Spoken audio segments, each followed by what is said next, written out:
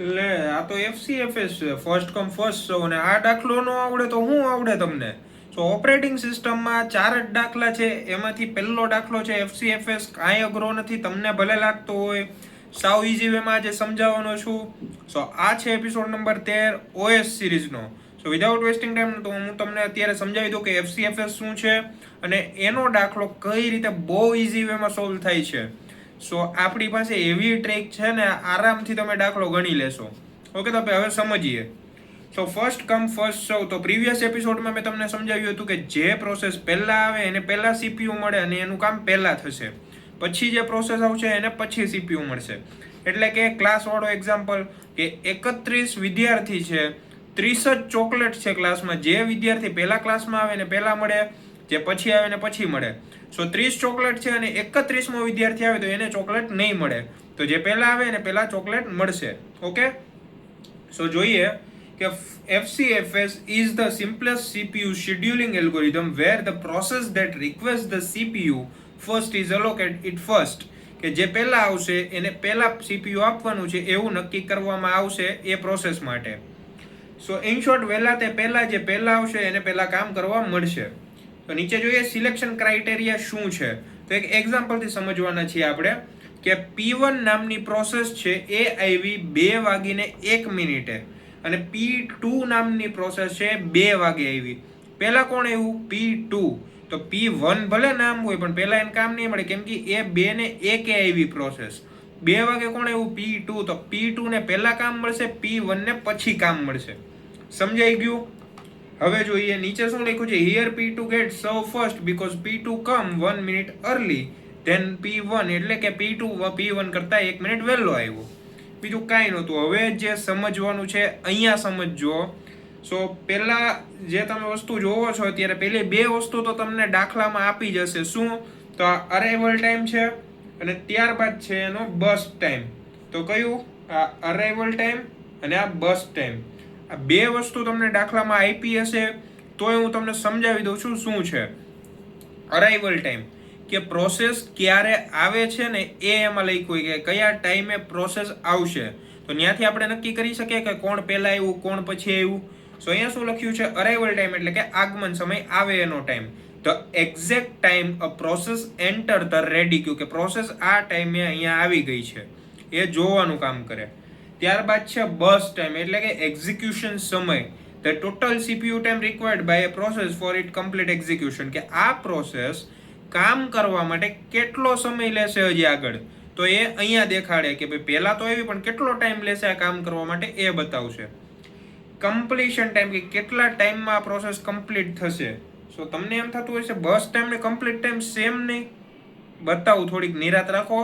જેટલું દેખાય એટલું સરળ નથી પણ એટલું અઘરું નથી. કમ્પ્લીશન ટાઈમ એટલે કે પૂરો થવાનો સમય, કે the time point eight which a process finish is execution. તમને એમ થતું હશે કે આ કમ્પ્લીશન ટાઈમ ને બસ ટાઈમ હરખું હોય, પણ એટલું હું તમને કહી દઉં કે પ્રોસેસ આવી હોય તો આગળ પાછળ જ આવશે, કે એ કઈ હાઈરે તો હજી આવવાની નથી. હવે આગળ પાછળ આવે તો ટાઈમ પણ આગળ પાછળ હોય એનો કમ્પ્લીટ થવાનો. તો હજી હું દાખલામાં સમજાવીશ, જોતા જાજો. પછી છે ટેટ, ટર્ન અરાઉન્ડ ટાઈમ, એટલે કે total time of process spend in the system from arrival to completion. એટલે કે તમે અરાઇવ થયા, સિસ્ટમ 4 પ્રોસેસ આવી સિસ્ટમમાં. પહેલી પ્રોસેસ વહેલી આવી, બીજી થોડીક મોડી, ત્રીજી મોડી અને ચોથી મોડી. પહેલી પ્રોસેસને CPU મળી ગયું, એને કામ પતાવી નાખ્યું અને એ નીકળી ગયું. પણ આ બાકીની 3 પ્રોસેસ તો આવી ગઈ છે પણ હજી વેઇટમાં છે, કામ નથી કરતી. તો આ જે કામ કરે છે અને એ કામ માટે જેટલો વેઇટ કરે છે 2 પ્લસ થાય ને ત્યારે મળે ટર્ન અરાઉન્ડ ટાઈમ, કે ટોટલ કેટલો ટાઈમ કાઢ્યો એને, ખાલી કામનો નહીં, ટોટલ કેટલો ટાઈમ. વેઇટિંગ ટાઈમ, રાહ જોવાનો સમય, કે total time process wait in the ready queue before it get the CPU. મેં હમણાં શું કીધું તમને? મેં એમ કીધું હમણાં કે વેઇટિંગ કરે એ ટાઈમ અને કામ કરે એ ટાઈમ બે મિક્સ થાય પછી ખબર પડે કે આ વેઇટિંગ ટાઈમ કેટલો છે. ખબર પડી ગઈ? નીચે તમે ફોર્મ્યુલા જોજો કે TAT ગોતવાનું છે એનો ટાઈમ કેટલો છે, પછી WT ગોતવાનો એનો ટાઈમ કેટલો છે. કઈ રીતે ગોતવાનું? સો TAT ટર્ન અરાઉન્ડ ટાઈમ, કુલ સમય, એટલે કે જ્યારથી આવ્યા અને કામ પૂરું કરીને જ્યારે ગયા એ કઈ રીતે ગોતવાનું? તો જુઓ, CET એટલે કે કમ્પ્લીશન ટાઈમ, એટલે ટાઈમ કેટલા કામ કામ કરો છો એ ક્યારે કમ્પ્લીટ થયો એનો ટાઈમ, અને એટી અરાઇવલ ટાઈમ. તો તમે સમજો કે 3 વાગે કામ પૂરું કર્યું, તમે 12 વાગે આવ્યા હતા અને તમને 1 વાગે કામ કરવા મળ્યું, તો 12 વાગે તમે આવી ગયા હતા, 1 વાગ્યા સુધી તમે રાહ જોઈ, એટલે કે વેઇટિંગ ટાઈમ 1 કલાકનો હતો, અને 2 કલાક કામ કર્યું તો 3 કલાક થયા ટોટલ. પણ અહીંયા આપણે શું જોતું હતું કે ટર્ન અરાઉન્ડ ટાઈમ, કુલ ટાઈમ જોતો હતો. આવ્યા, વેઇટિંગ કર્યું અને કામ કર્યું, ત્રણેય ટોટલ એટલે 3 કલાક મળી. તો અહીંયા એ જ કીધું છે કમ્પ્લીટ થયું એ ટાઈમ અને આવ્યા એ ટાઈમ માઇનસ કરો, તો અહીંયા ટાઈમ મળી ગયો. હજી હું સમજાવીશ તમને, અત્યારે નહીં સમજાય ને તો. ત્યારબાદ નીચે શું લખ્યું છે, WT વેઇટિંગ ટાઈમ. મેં શું કીધું કે 12 વાગે આવ્યા, 1 વાગ્યા સુધી વેઇટ કર્યો અને 1 થી 3 તમે કામ કર્યું. સો અહીંયા વેઇટિંગ ટાઈમ શું હતો, 12 વાગ્યાથી લઈને 1 વાગ્યા સુધી, તો એ જ આપણે ગોતવાનો છે. સો કોઈ રોકેટ સાયન્સ નથી, આરામથી સમજાઈ જશે. પણ એટલું યાદ રાખજો તમારે શું શું ગોતવાનું છે. સો આ 2 વસ્તુ આપેલી છે, અરાઇવલ ટાઈમ અને બસ ટાઈમ. 2 વસ્તુ આપી છે, તમારે ગોતવાનું છે આ completion time, turn around time અને વેઇટિંગ ટાઈમ. બરાબર. સો આપણે હવે ન્યા જઈએ. ઓકે. સો અત્યારે પહેલા આપણે દાખલો નોર્મલી સમજીએ કે કેવો દાખલો આવશે તમારી એક્ઝામની અંદર. સો પહેલા શું કીધું છે, અહીંયા પ્રોસેસ લખી છે. સો પ્રોસેસ 1, પ્રોસેસ 2, પ્રોસેસના નામ આપ્યા છે એક બાજુ. હવે મેં તમને હમણાં શું કીધું હતું, અરાઇવલ ટાઈમ આ વસ્તુ આપેલી હશે, અને બસ ટાઈમ એ પણ આપેલું હશે. અરાઇવલ ટાઈમ એટલે ક્યારે આવ્યા એ ટાઈમ, અને બસ ટાઈમ એટલે શું લખ્યું છે, એક્ઝિક્યુશન ટાઈમ કે કેટલો ટાઈમ એ કામ કરશે. અહીંયા ઇન શોર્ટ સમજાવું ને તો સમજો કે ભાઈ આ પ્રોસેસ 1 છે એ આવી ક્યારે, 0 વાગે. 0 વાગે આવી અને કેટલો ટાઈમ લેશે કામ કરવા માટે, એટલે કે અહીંયા 10 લખ્યું, 10 મિનિટ લેશે એવું સમજો. તો 0 વાગે આવી અને 10 મિનિટ સુધી એનું કામ ચાલશે. 10 મિનિટ પતે પછી બીજાને કામ મળશે. હવે સમજો કે બીજી પ્રોસેસ છે P2, તો P2 છે એ પછી આવી, તો એ કેટલો ટાઈમ લેશે, તો 5. તો 10 મિનિટ તો ઓલાઈ લીધી હતી અને 5 મિનિટ આ લે, એટલે 15 મિનિટ થઈ ટોટલ. સો આ બસ time total 15 minute total time થઈ ગયો. આ સમજાવું તમને દાખલા, પણ આ તો ખાલી જનરલી તમને સમજાવું છું દાખલો, કે આવી રીતે દાખલો ગણવાનો છે. સો હવે આપણે દાખલો ડાયરેક્ટ ગણીએ એટલે તમને થોડોક વધારે આઈડિયા આવશે. અને નીચે જે ચાર્ટ આપ્યો છે ને એનું નામ થોડુંક સભ્યતા લેજો, આમાં બહુ ઓલું ન રાખતા વગર. પણ નીચે જો શું નામ લખ્યું છે, ગેન્ટ ચાર્ટ. આ જોઈ લ્યો, આ નામ છે એટલે બીજું નામ ન કાઢતા.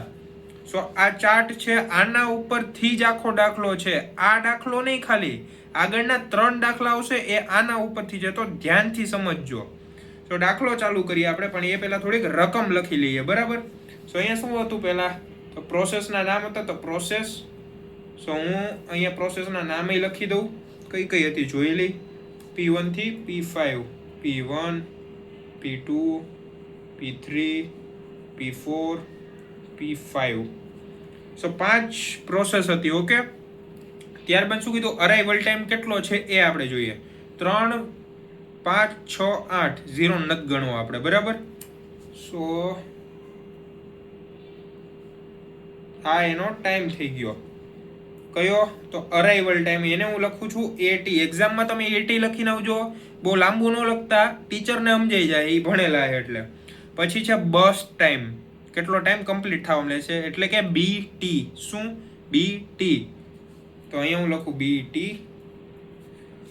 ત્યારબાદ અહીંયા નંબર લખવાના છે આપણે, તો શું છે, 10, 5, 2, 64. 10, 5, 2, 64. સો આ તમારી રકમ આવશે. આટલી તો એક્ઝામમાં રકમ આવશે, ખાલી આગળ તો તમારે ગણવાનું છે હજી. સો આખો દાખલો જેમ મેં કીધું, આખો ગેન્ટ ચાર્ટ ઉપર છે દાખલો, પણ કઈ રીતે ગેન્ટ ચાર્ટ છે ને એ પણ હું તમને સમજાવવું હોય. બરાબર. સો અહીંયા આપણે શું શું ગોતવાનું ને એ પહેલા જોઈ લઈએ. તો અહીંયા શું હતું, અરાઇવલ ટાઈમ, બસ ટાઈમ આપ્યો હશે, completion time, turn around time ને વેઇટિંગ ટાઈમ. આ 3 વસ્તુ આપણે ગોતવાની છે. સો પહેલું શું હતું, કમ્પ્લીશન ટાઈમ એટલે કે CT.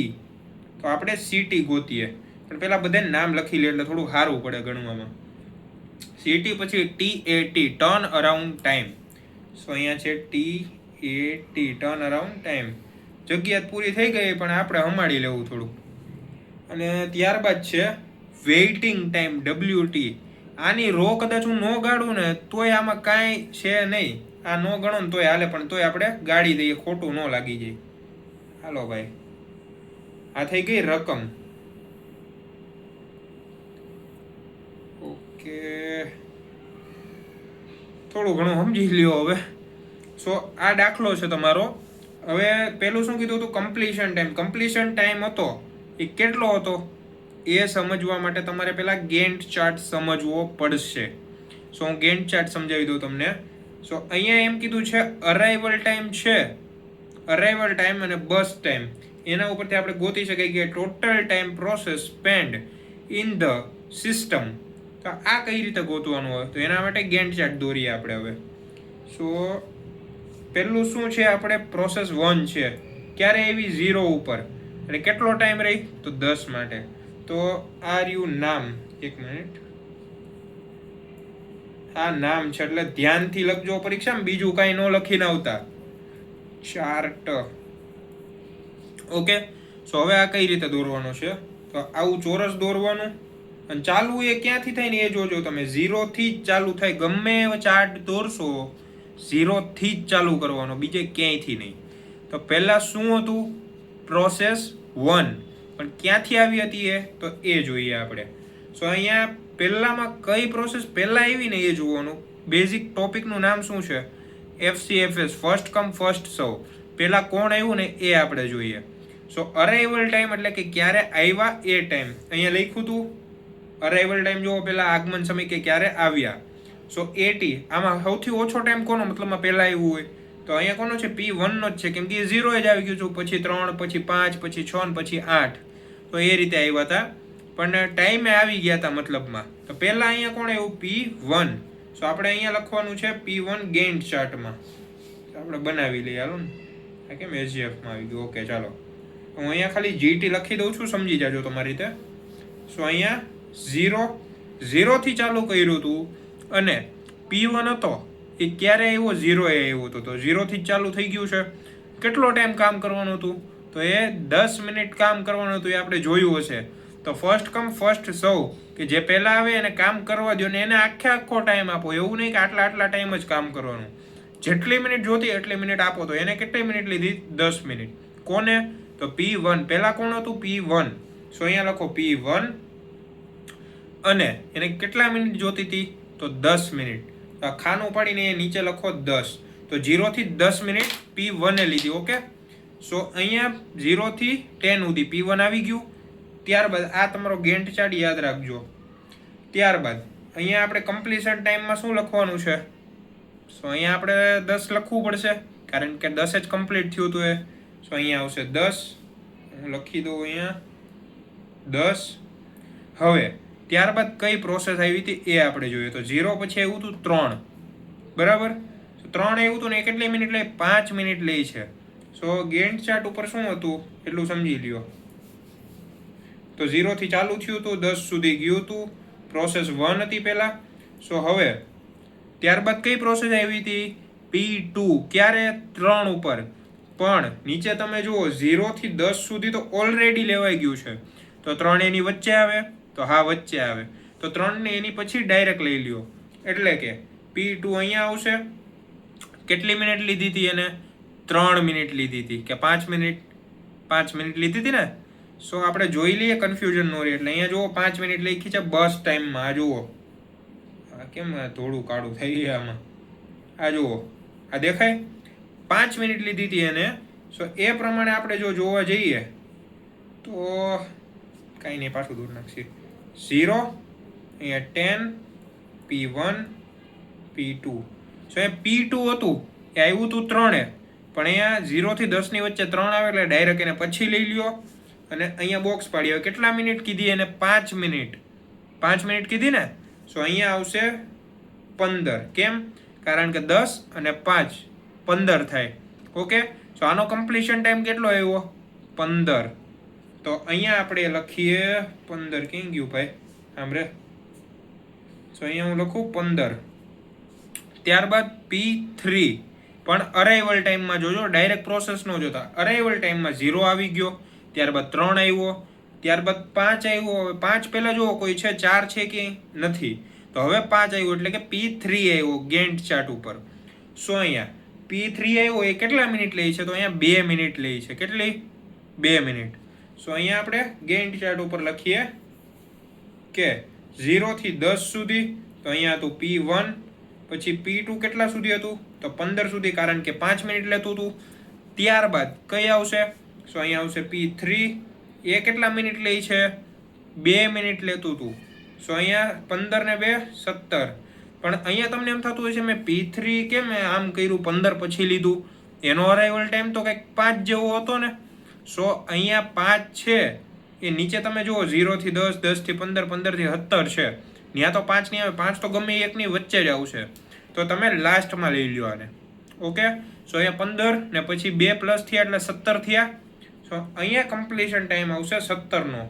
સો અહીંયા લખીએ 17. ત્યારબાદ જુઓ P4 ને P5 વધ્યા છે, પણ અરાઇવલ ટાઈમ જુઓ તમે. પહેલા કોણ આવ્યું 6 કે 8? ઓબ્વિયસલી 6 આવ્યા. સો અહીંયા 6 આવ્યા, કેટલા મિનિટ લે તો 6 મિનિટ લે છે, બરાબર, 6 મિનિટ લે છે. સો હવે એનો ગેન્ટ ચાર્ટ દોરીએ આપણે. હાલો ભાઈ, 0 થી 10 કોણ હતું P1, ત્યારબાદ P2 15 સુધી, ભાઈ 18 નહીં 15, P3 17 સુધી હતો, અને હવે P4 આવ્યો હતો અત્યારે. P4 એ શું કીધું, હું 6 વાગે આવ્યો હતો, હવે આ 0 થી 10 ની વચ્ચે આવ્યો હતો એ 6 વાગે, પણ ત્યાં તો હવે લખી ન શકાય એટલે એને લાસ્ટમાં લઈએ. સો એ અહીંયા એનું ખાનું બની ગયું, પણ એ કેટલા મિનિટ લે છે 6 મિનિટ.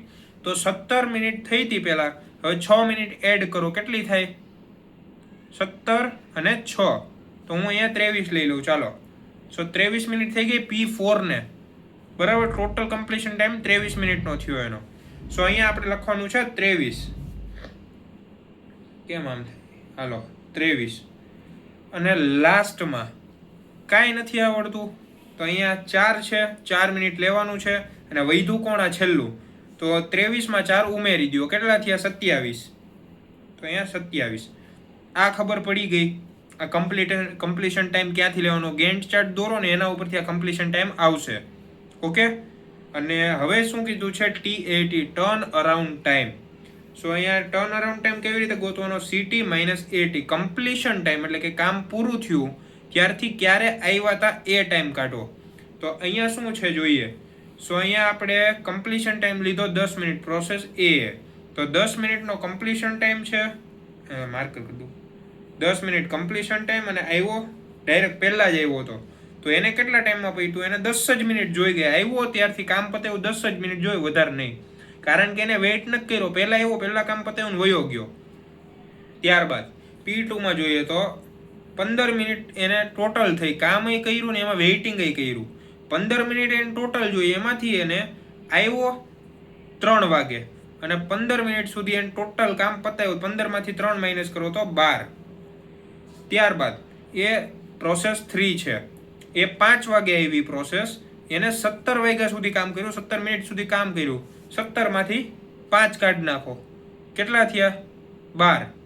સો અહીંયા પણ 12. ત્યારબાદ આ પ્રોસેસ 4 છે, એને કમ્પ્લીશન ટાઈમ 23 મિનિટ છે, 6 મિનિટ આવી હતી. સો અહીંયાથી 6 ઉડાડી દો, કેટલા થયા 17.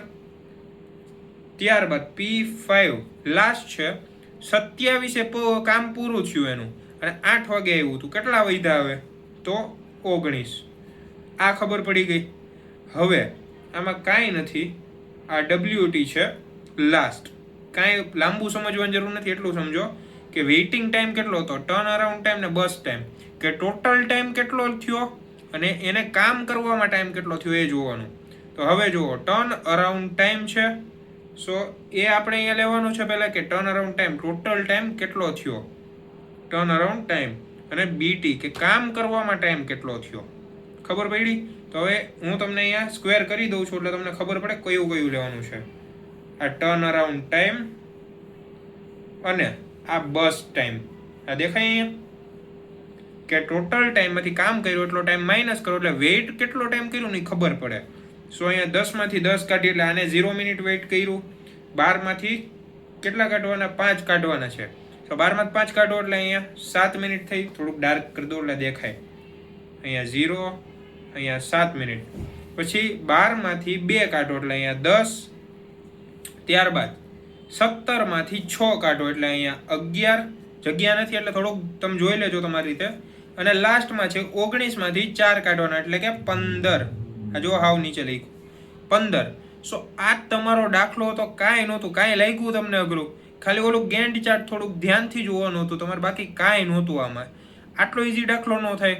સો નો આવડતો હોય હજી તો રિવાઇન્ડ કરીને જોઈ લ્યો. આ દાખલો ઇઝીમાં ઇઝી અત્યારે છે ઓપરેટિંગ સિસ્ટમમાં. શેડ્યુલિંગ એલ્ગોરિધમમાં મોસ્ટ ઓફલી તમારી યુનિવર્સિટી આ જ દાખલો પૂછશે. એને કાંઈ મજા નથી આવતી અઘરા દાખલા આપીને એ જ ચેક કરે પાછા, એટલે આ દાખલો આવી શકે. ઓકે, સો IMP છે એવું પણ કહી શકાય આપણે.